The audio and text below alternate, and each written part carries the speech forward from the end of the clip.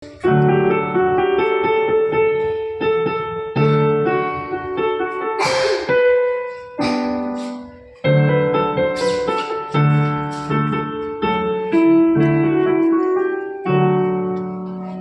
তোমাৰ? শ্ৰীহান বৰুৱা। কোন ক্লাছত পঢ়িছা? 4 কোন স্কুল? কাৰানা স্কুল। মিউজিক শিকি আছা? ক'ত শিকিছা? মই এইফালে মোৰ বৰ্তা এজন আছে, বৰ্তা ককা মানে সেইফালে মই মিউজিক মানে গান অকণমান শিকি আছোঁ। এতিয়া তুমি প্ৰেক্টিচ কৰি আছা? কি বজাই আছা? পিয়াৰ দিবানা। এইখন কি বজাই আছা? হা? এইখন কি হয়? এখন পিয়ানো। পিয়ানো? এতিয়া কোনটো গান বজাই শুনাবা? পিয়াৰ দিবানা। Okay, start.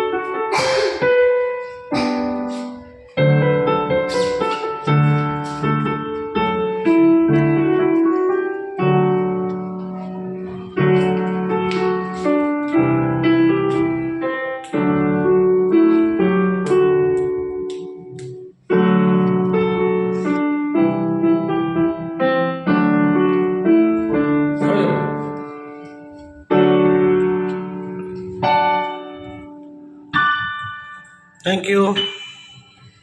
Welcome. নাতি আপুনি আমাৰ বিশিষ্ট ব্যৱসায়ী শ্ৰীপ্ৰকাশ বৰদৈয়াৰ ককায়েক। আপোনাৰ ভাল নামটো? জয়প্ৰকাশ বৰুৱা। আপোনাৰ এই দুটা নাতি? এইটো নাতি, এইটো শ্ৰীপ্ৰকাশৰ নাতি, এইটো মোৰ নাতি। আচ্ছা, এতিয়া গান শিকি আছে?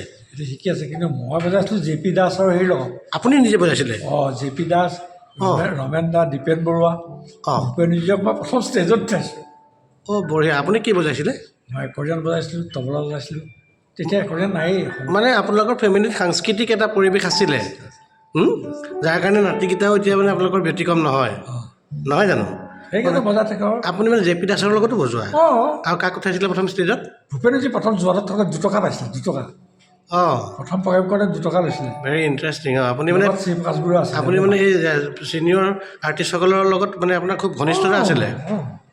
মই, দীপেন বৰুৱা, জে পি দাস, কথাটো এই অৰুণ দাসটো মৰিলে। তাৰপিছত ই আমাৰ চব ভাল, বিউটি বৰুৱা।